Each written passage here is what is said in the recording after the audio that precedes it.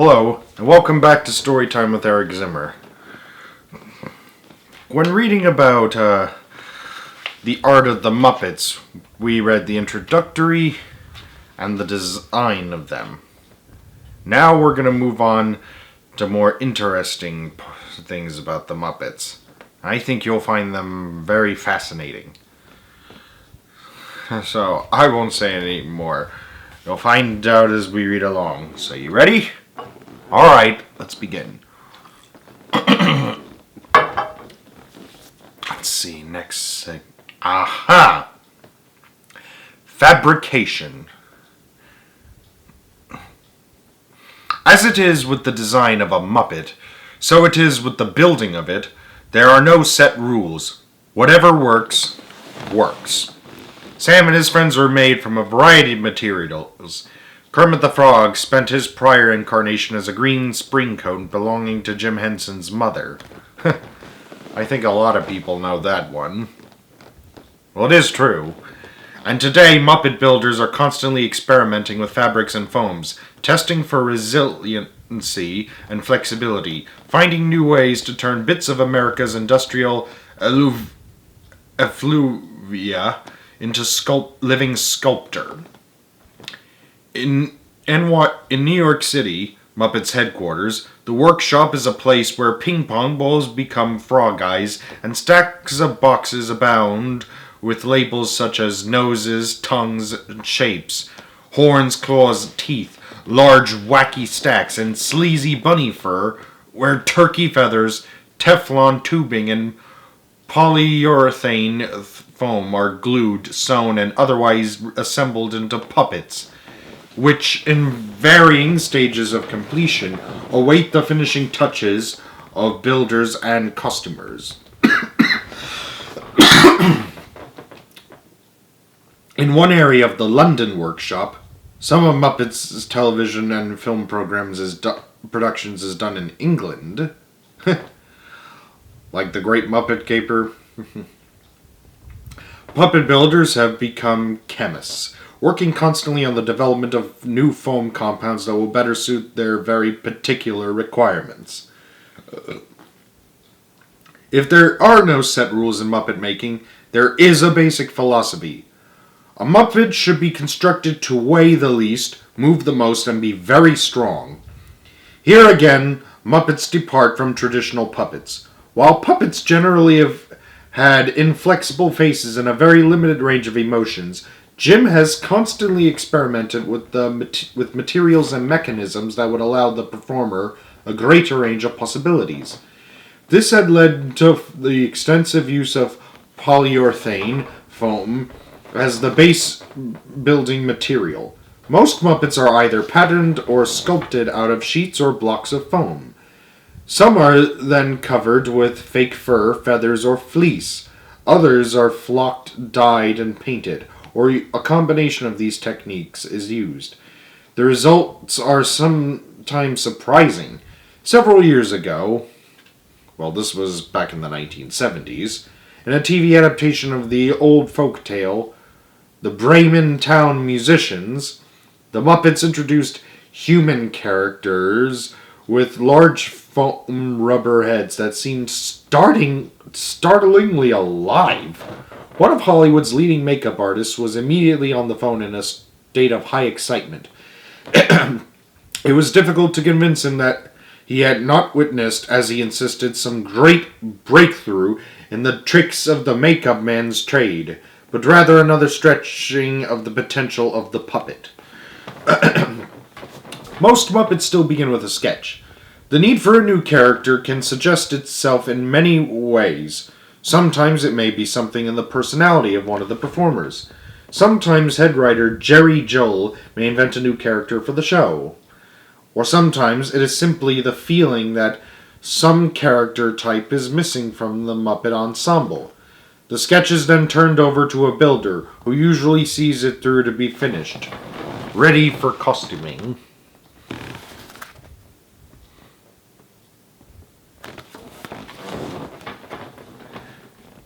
The builder discusses specifics of construction, appearance, and personality with workshop director Carolee Wilcox, and art director Michael Frith.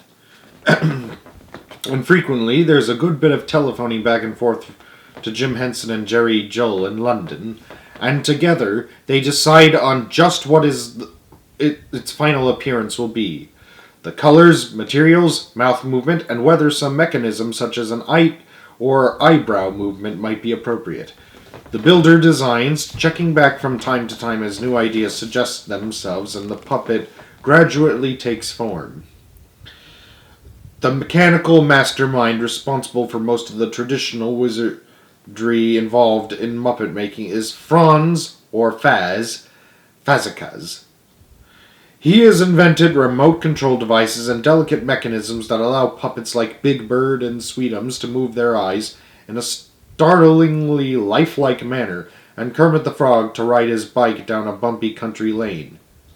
Faz is constantly tinkering and testing, experimenting with the most advanced mechanics and electronics and their applicability to the Muppet world. The final element is the costume, and as much care and consideration are given to this aspect as to many other of the Muppet construction.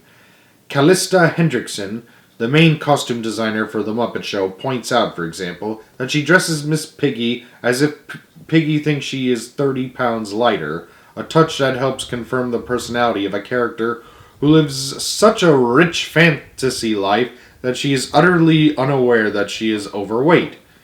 Miss Piggy doesn't try to hide her flaws, says Callista. She doesn't see them. Well, that figures. The people who work in the Muppet Workshop come from a wide variety of theatrical and artistic backgrounds. They are sculptors, woodworkers, painters, designers, costumers, prop makers, and sometimes chemists and engineers. Their knowledge and experience over a remarkable range of disciplines, and they are constantly experimenting with new ones. What they have most in common, though, is the dedication, care, and teamwork that brings these diverse talents, visions, and energies together to create that thing called a Muppet. This almost fanatical regard for meticulous workmanship was probably best exemplified by Don Salen's search for the perfect seam.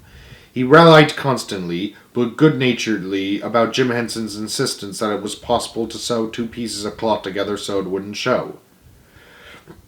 Finally, he found a way to do it, and down the middle of the nose of Kermit the Frog runs a seam that is nearly invisible as such a seam can be. Don dubbed it the Henson Stitch.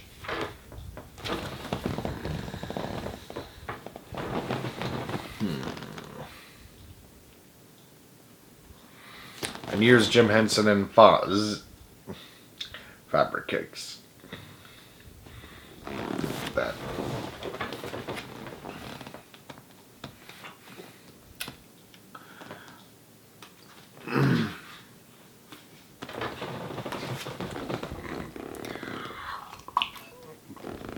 Ah, yes.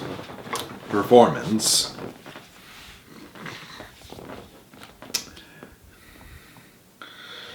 If art is illusion made real, then the ultimate Muppet artists are the puppeteers. Their talent and skill are, need it be said, essential to the art of the Muppets. At the core is the chemistry between Jim Henson and Frank Oz, the performer whom Jim has called the greatest puppeteer in the world. Frank is from a puppeteering family and has been performing since the age of 12. He joined the Muppets in 1963 when he was 19, and his remarkable talent has grown steadily since. His characters have become part of the heritage of a generation. On Sesame Street, Bert, Cookie Monster and Grover. On Saturday Night Live, the Mighty Favog. On The Muppet Show, Miss Piggy, Fozzie Bear, Sam the Eagle, Animal, and the occasional but unforgettable Marvin Suggs.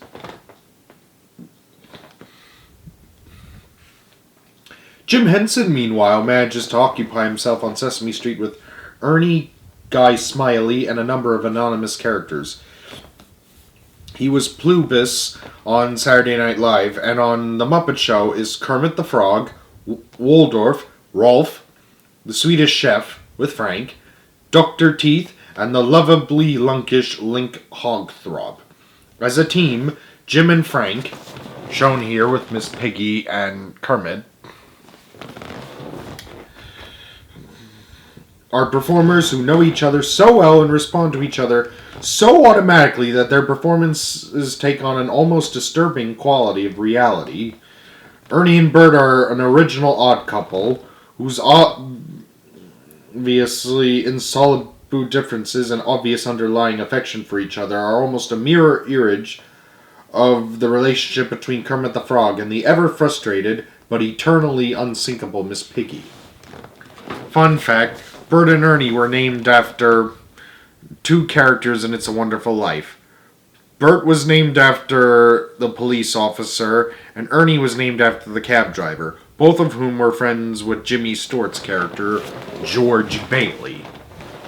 Just a fun fact. By the way, we also see here Beauregard and Dave Gullets, Scooter with Richard Hunt, God rest his soul, the Count with Jerry Nelson, and Carol Spinney and Big Bird, God rest his soul. Anyways, viewers tend to forget that there is no real Kermit or Piggy, and in fact write in to say how much they love the way the shameless pig bats her eyes at her frog. In fact, Miss Piggy's eyes are unbattable. Illusion is created by Frank's intimate and instinctive understanding of how a slight twist of the hand and a pregnant pause can convince a wide-eyed watcher that the world's favorite cochon fatal has just fluttered her lashes at the frog of her choice. Swirling around Kermit's somewhat baffled central persona is a swarm of certifiable loonies in and on the hands of four other principal performers and a few supporting players of noteworthy talent. Jerry Nelson, an actor and singer with an inexhaustible repertoire of voices, who is in large measure responsible for the Muppets' musical strength, plays the Muppet Show's Floyd Pepper, Robin the Frog, Pop's Uncle